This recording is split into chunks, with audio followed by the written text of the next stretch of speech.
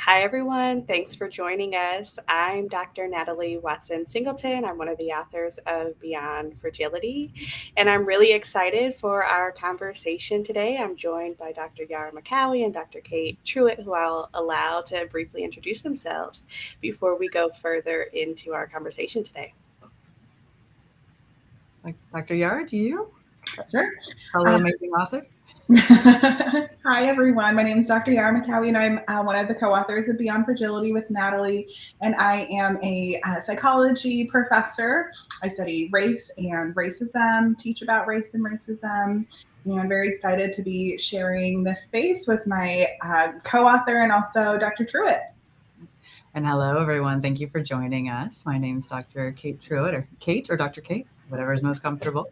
I am a clinical psychologist as well and an applied neuroscientist. So I've been specializing in the neuroscience of traumatic stress and resilience for almost 25 years. And I just released my new book, Keep Breathing, which is a scientific memoir and explores why our human brains create human experiences at some of the deepest, darkest levels, and also some of the greatest opportunities within. And I'm so delighted to be having this conversation today with Natalie and Yara. Yeah, and I'm glad again that we have the opportunity to come together. And as you all mentioned, we're all psychologists. And in case folks are wondering how anti racism and allyship and neuroscience go together, they've joined the right conversation. And so I know one of the things that we really wanted to spend time talking about today is anti racism, allyship, but why that work requires deep psychological work. I know one of the things that Yara and I talked about when we were thinking about writing Beyond Fragility, our book, it really was in response to a lot of the conversation around anti racism that emerged in 2020 following the murders of George Floyd and Breonna Taylor and others. And a lot of folks were taking advantage of reading the book, White Fragility. And I think that was a really useful guide for providing education about anti racism and really how white folks were socialized to think about racism and anti racism. And we had the opportunity to write this book to really provide a skills based guide to overcoming white fragility and the different skills needed to do effective anti racism. And Dr. Kate, I love the work that you do in really helping us understand the neuroscience behind. Not just white fragility, but I think the difficult kinds of life experiences that we encounter and how those things impact how we show up in the world.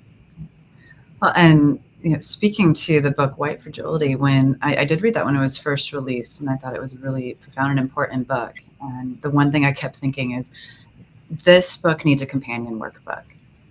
This book really needs to have a space where we can sit down, we being myself, my colleagues, my white people, literally, can sit down and be invited to do the deep philosophical and psychological work that is requested because of the world we've grown up in and the messages and the way our brain has designed itself growing up in this space. And so when I was invited to endorse your book, I was hard yes immediately. And as I got to dive into it, I was so delighted to see such a compassionate living guide that was truly an invitation for me as I read it and for all of your readers to go into their internal space, go into the interior and gently, lovingly, and also specifically look at a lot of these biases and the behaviors that have come from those biases that impact us all at a cultural and a systemic level in some pretty awful ways, as we know. And so thank you. I cannot wait for this book to come out. It comes out this coming Tuesday. So if you have not pre-ordered it, please do. I am a huge fangirl for Beyond Fragility. It's just a piece of art, and it's so critically needed during all times, but especially during this time.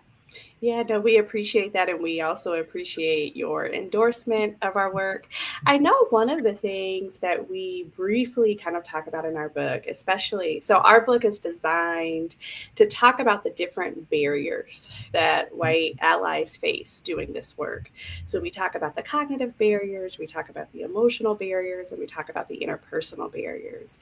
And we offer a skill design to help individuals overcome those various cognitive barriers, emotional barriers, and interpersonal barriers. In our emotional barriers section, we briefly talk about the limbic system, the amygdala, but clearly that's your area of expertise. And so I'm curious if you wanted to share a little bit about how you understand those physiological systems and how they influence how we show up in the world. Mm-hmm. Absolutely. So the amygdala specifically is one of my areas of expertise and focus. And for our viewers who don't know, the amygdala, we actually have two little tiny almond-shaped organs in our brain. They're made up of a whole bunch of different nuclei. And the amygdala is around 300 million years old. So this is a very ancient brain part. And as we know about evolution, our brain likes to hold on to what works. Our body keeps what works. It's the reason why we don't have gills and tails anymore. We don't need them. But we have not one, but two amygdalae. And that our amygdala plays a critical role in our survival. And what's really interesting about the amygdala is that I like to conceptualize, and I call her Amy lovingly.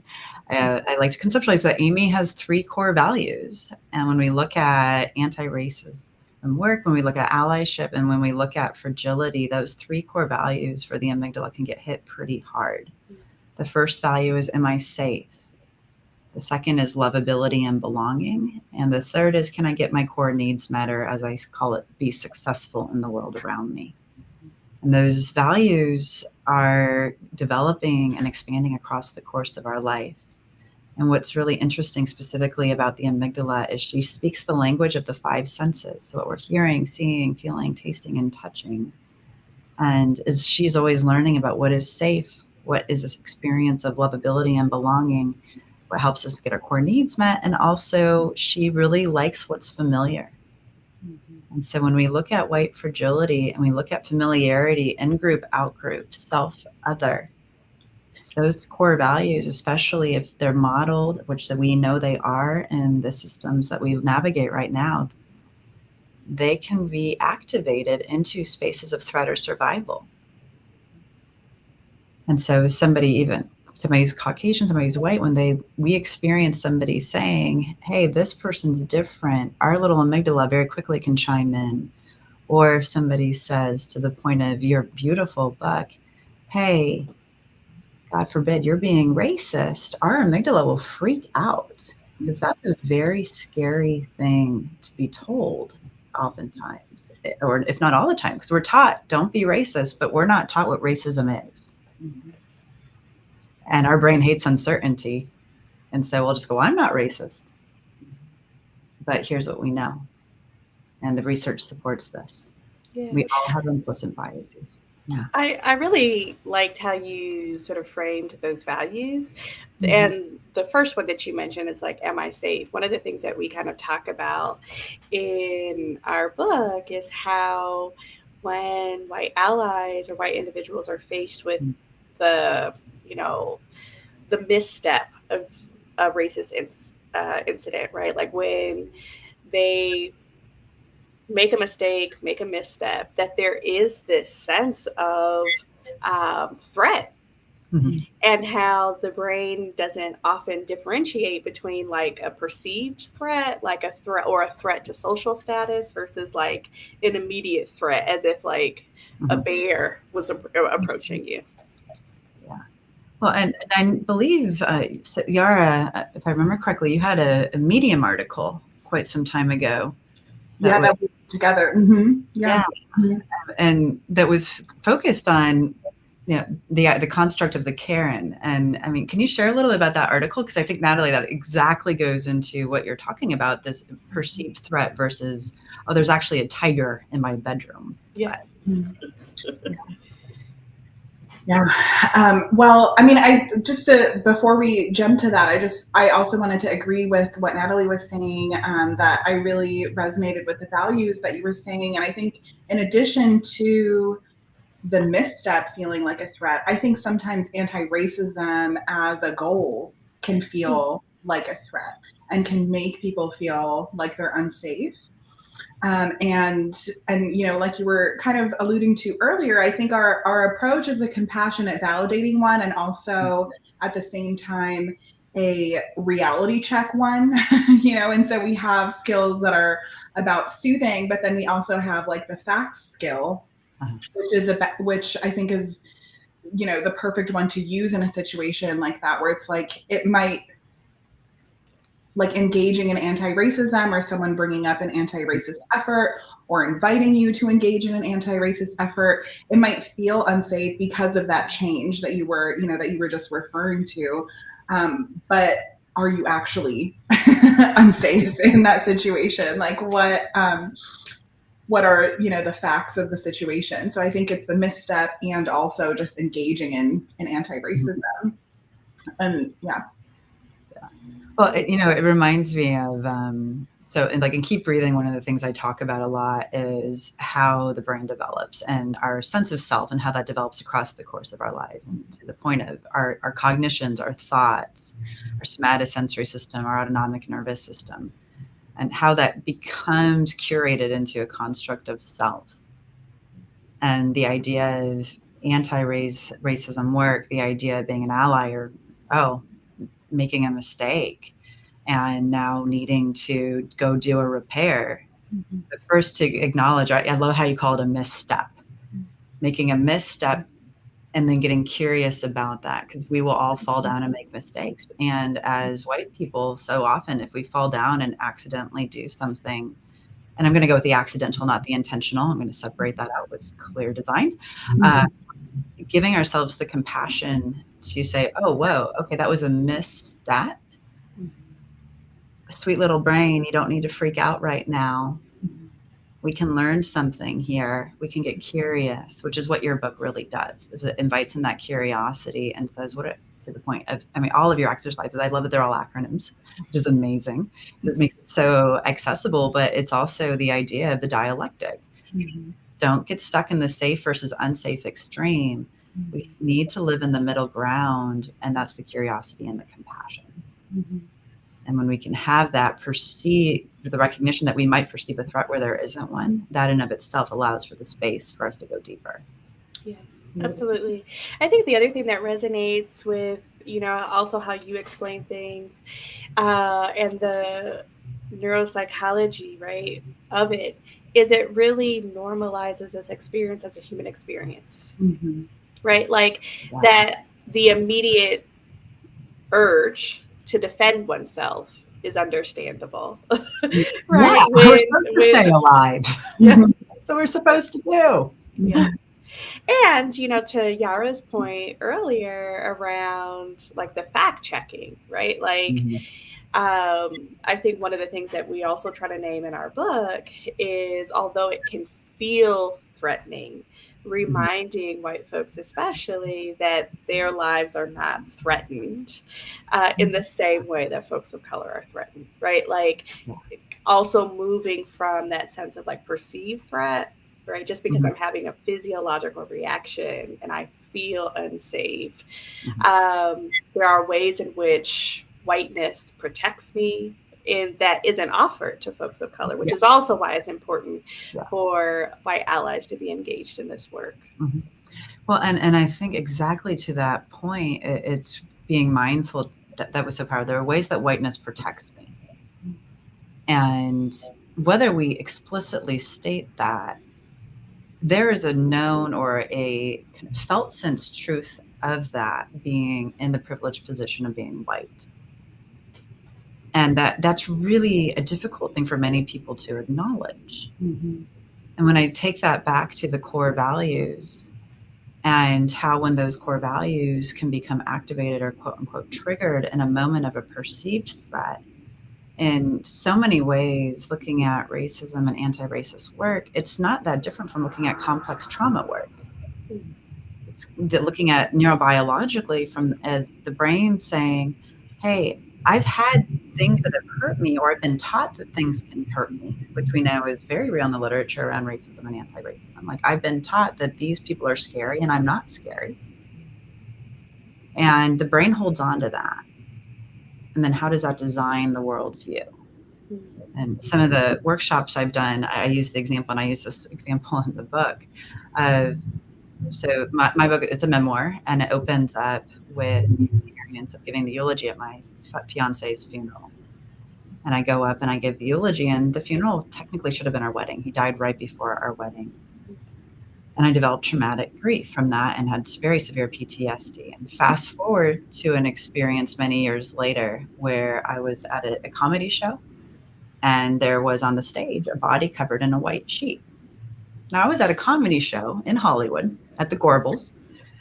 It should have been really fun and playful and a great time. But as soon as my body saw, my brain saw the threat of a very live human on a stage with a sheet as part of a skit, I had a very severe PTSD reaction, a panic attack, and ended up in the middle of Hollywood Boulevard, just really freaking out. I mean, they almost called a pet team on me. Mm-hmm. My brain hijacked itself.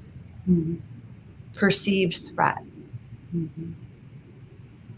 And so when we're taught that different stimuli, whether through modeling, whether through education, whether through even lived experience, that different stimuli is dangerous, our brain remembers that. Mm-hmm. And that's the work of white people now, is to unwind those stories that have been handed to us over and over and over again as truth, facts. Mm-hmm. And then to go into that interior space and go, what was I taught, and how am I emotionally reacting to what I was taught? And then, is this real or not? Mm-hmm. And there's a choice in that. Mm-hmm. Yeah. Absolutely. And I'm wondering, Kate, I don't know, you can feel free to not answer this question, but I really appreciated that part of keep breathing. And I'm curious about thinking, so later on you talk about how, you avoided going to comedy shows for a long time, but then eventually you, were willing to go to was it a Shakespeare show? Yeah, Macbeth of all things. Yeah. Which you knew before. Immersive Macbeth. Yeah, a lot of, intense content, and, thinking of, and you can obviously speak to the experience, but thinking about how differently that went despite the difficult content, what do you think was the main thing that differed and allowed you to approach hard things versus avoid those hard things?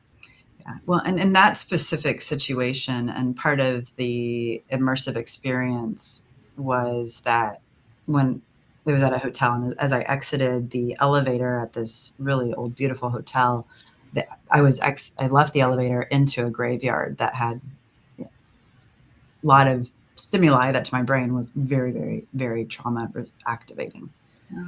And I had just gone through my first experience with something called the havening techniques, of which I'm now a co-developer.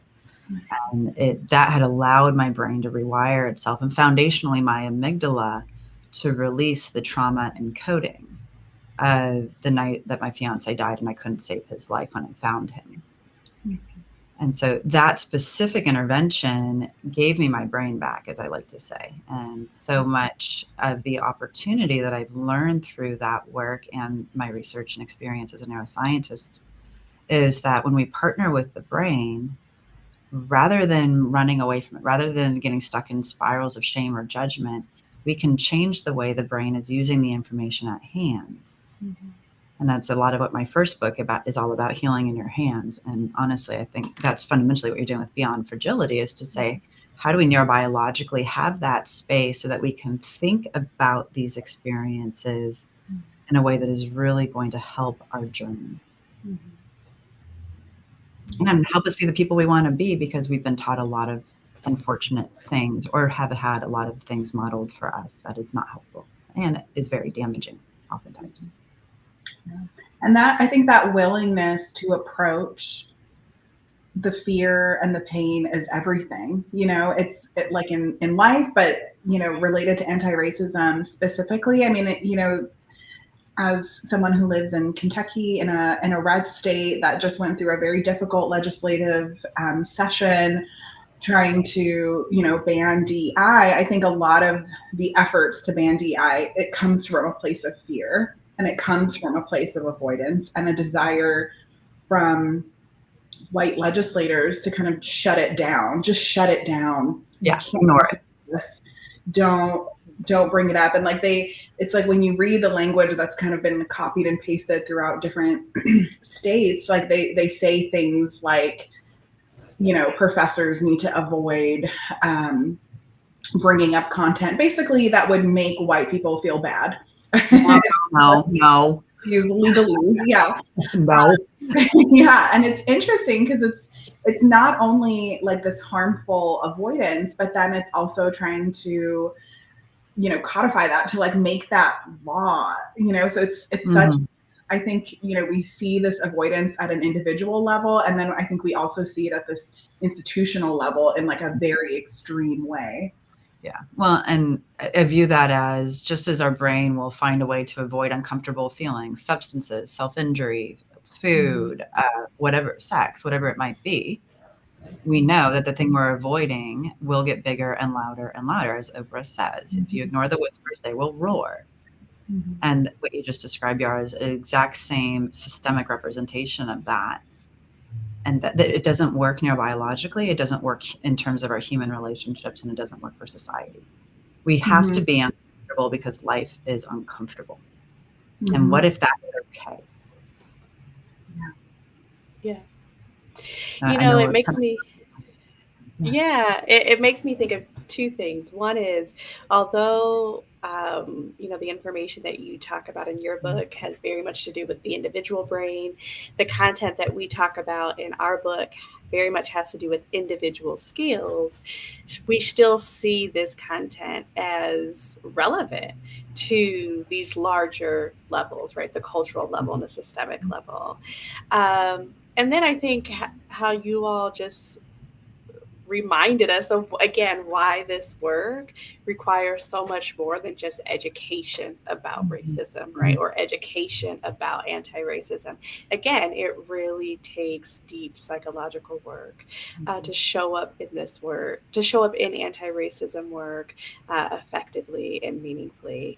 And so again, those of you all who are watching, feel free. We hope that you pre-order our book, Beyond Fragility, which is out Tuesday, the 23rd. We're looking forward to really sharing this work with all of you all. And Dr. Kate, do you want to remind us again of your work? Absolutely. Yeah. Keep Breathing, From Unthinkable Loss to Unbreakable Resilience. It's a scientific memoir, as Dr. Frank Anderson described it the most apt. He's like, oh, it's a thriller. Wow. But it unpacks the neuroscience of all of these very real human experiences. And the work does dovetail together because our past informs our present, and we do know how to build our future. And at an individual, at a societal level, that takes intentional attention, and we can do it. Yeah. And it matters. And so, I always say, doubt your fears before you doubt yourself. I love that. That is a great note to leave on. Thank you for sharing that. Thank you for your work. And just to plug dearproject.com, Natalie and I do amazing workshops and trainings as well, like just really doing transformative and critical work. So thank you. And buy their book. It is awesome.